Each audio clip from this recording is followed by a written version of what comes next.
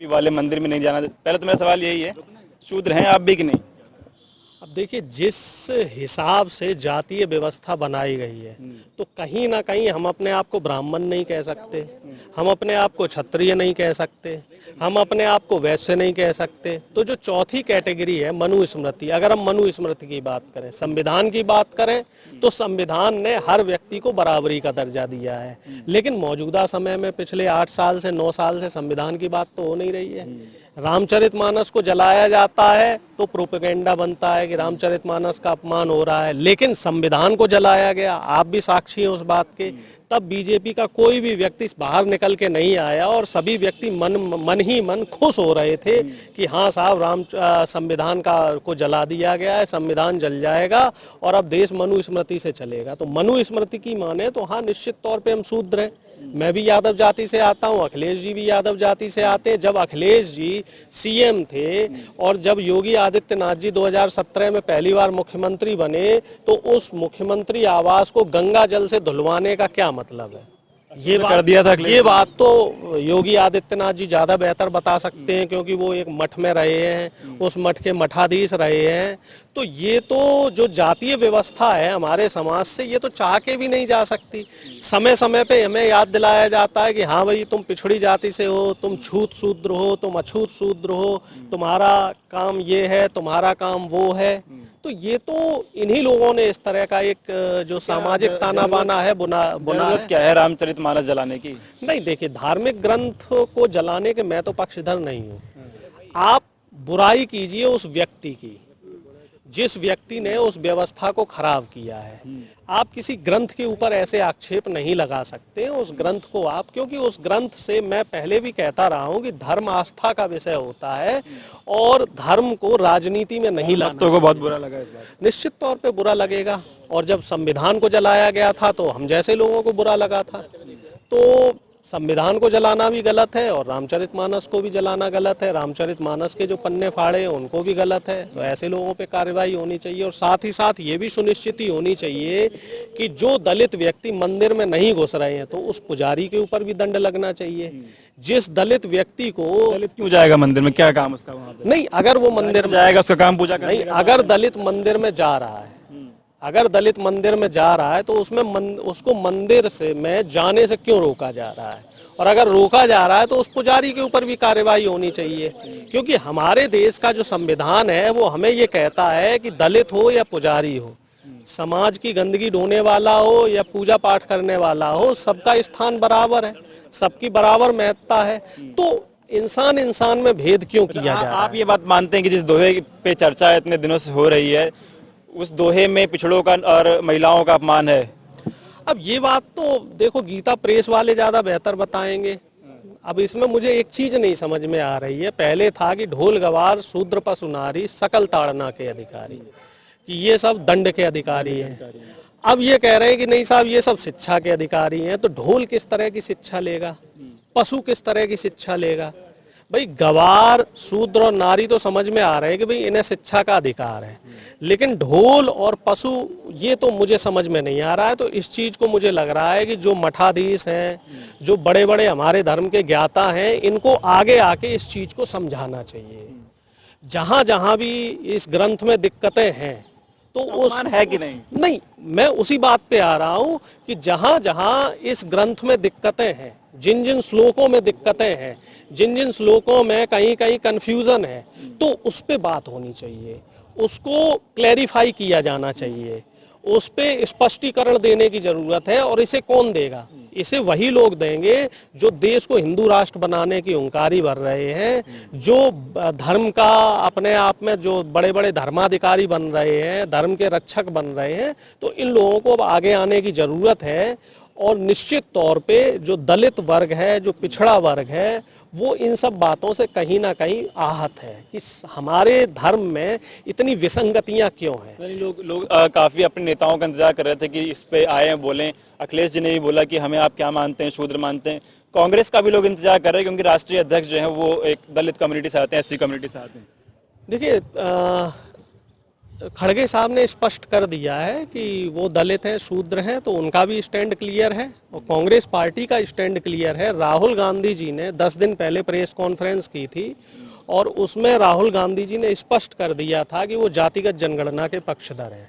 जिस जातिगत जनगणना का बीड़ा बिहार में तेजस्वी जी ने उठाया है तो हम उनको सपोर्ट कर रहे हैं, और अगर हमारी केंद्र में सरकार बनती है तो इस बार हम जातिगत जनगणना करवाएंगे। और पिछली बार के जो 11 में जातिगत जनगणना हुई थी उसके आंकड़े जो बीजेपी सार्वजनिक नहीं कर रही है तो उन आंकड़ों को भी सार्वजनिक किया जाएगा। और इस बार अगर हमारी सरकार बनती है तो हम हर राज्य में जातिगत जनगणना करवाएंगे। हम निश्चित तौर पे दलित, शोषित, वंचित किसान और मजदूर इनके हक के लिए, अधिकार के लिए संघर्ष करेंगे। ये आप बीजेपी पे डाल देते क्योंकि 1931 में पहली बार जातिगत जनगणना हुई, उसके बाद इतने साल कांग्रेस की सरकार रही, आपने इतने सालों में एक बार जातिगत जनगणना कराई 2011 में, उसके बाद भी आपके पास 3 साल का टाइम था 2014 तक, तब आपने क्यों मतलब उसके आंकड़े में कई मुद्दे आ गए, बीच में अन्ना आंदोलन आ गया, बीच में रामदेव बाबा का आंदोलन आ गया, बीच में और भी कई ऐसी चीजें हो गई, निर्भया कांड हो गया, जिससे सरकार को डाइवर्ट किया गया। ये बीजेपी और आरएसएस की सोची समझी साजिश थी कि मुद्दों से डाइवर्ट किया जाए और अपने लिए एक लहर बनाई जाए, और उस लहर को बनाया गया, जनता को मुख्य मुद्दों से भटकाया गया, जनता को छला गया, जनता के साथ फरेब किया गया, जनता के साथ धोखा किया गया, और उस धोखे का जो फल है वो जनता अब तक भुगत रही है। जनता देख रही है कि महंगाई दिन पे दिन कहाँ बढ़ रही है, बेरोजगारी देखिए चरम पे है, बेरोजगारी पे बीजेपी बात नहीं करना चाहती है, किसानों की समस्या पे बीजेपी बात नहीं करना चाहती है, महिला सुरक्षा पे बीजेपी बात नहीं करना चाहती है। अब मोदी जी कह रहे हैं साहब हम 75 बात कर रही है ना कि बड़े बड़े उद्योगपतियों को कैसे लाभ पहुंचाया जाए, उनको टैक्सेस में कैसे रिबेट दी जाए, अडानी जी को कैसे बचाया जाए, अंबानी जी की अकूत संपत्ति कैसे बढ़ाई जाए, बैंकों को कैसे कंगाल किया जाए, युवाओं को कैसे बेरोजगार किया जाए, युवाओं को डाइवर्ट करने के लिए, उनका ध्यान भटकाने के लिए धार्मिक उन्माद कैसे फैलाया जाए। काफी सारी बातें हो रही है रामचरितमानस को लेके, कुछ लोग नहीं भी बोल रहे हैं। क्या इसकी वजह यह है कि अमित शाह कह चुके हैं कि हम 1 जनवरी 2024 से राम मंदिर में दर्शन चालू करवा देंगे, और राम मंदिर जो है बहुत बड़ा मुद्दा उत्तर प्रदेश की राजनीति में रहा है, तो राम से डर गया क्या? देखिए, राम मंदिर की बहुत लोगों को जानकारी नहीं है। कई लोग ऐसे हैं जो ये मानते हैं कि देश 2014 में आज़ाद हुआ है, तो ऐसे लोगों की जानकारी दुरुस्त करने के लिए मैं आपके चैनल के माध्यम से ये बताना चाह रहा हूँ कि राम मंदिर के जो दरवाजे हैं वो राजीव जी ने खुलवाए थे, जो ताला था वो राजीव जी ने खुलवाया था, और ये मामला कोर्ट में था, और कोर्ट के जरिए ही इस मामले का फैसला हुआ है। ये बात अलग है कि भारतीय जनता पार्टी और बीजेपी आईटी सेल ने इसको मोदी जी की उपलब्धि बता दी, बीजेपी के पक्ष में है। नहीं, देखिए इसको तो बना दिया है ना कि अब बीजेपी के पक्ष में है। देखिए, प्रभु हो, ईश्वर है, वो किसी के नहीं होते हैं, ईश्वर सबके हैं, उस पर किसी का एकाधिकार नहीं है। और राम मंदिर की जो ट्रस्ट बनी हुई थी उसमें भी जो भू आवंटन का भी एक घोटाला हुआ है, और ट्रस्ट में जो मेंबर्स बने हैं उसमें आप देख लीजिए कितने शूद्रों को इन्होंने जोड़ा है। 18 मेंबर्स में से 15 तो एक जाति विशेष के हैं। फिर वही बात घूम फिर के आ जाती है कि जाति है कि जाति नहीं। लोग कहते हैं कि साहब आप जातिवाद पे बात क्यों करते हो? अरे जातिवाद को बढ़ावा देने वाले ही आप लोग हो। जब आप लोग जातिवाद को बढ़ावा दोगे तो हमें तो जाति पे बात करनी पड़ेगी, क्योंकि राम भक्त गए थे काला झंडा दिखाने अखिलेश यादव को लखनऊ में मंदिर के पास।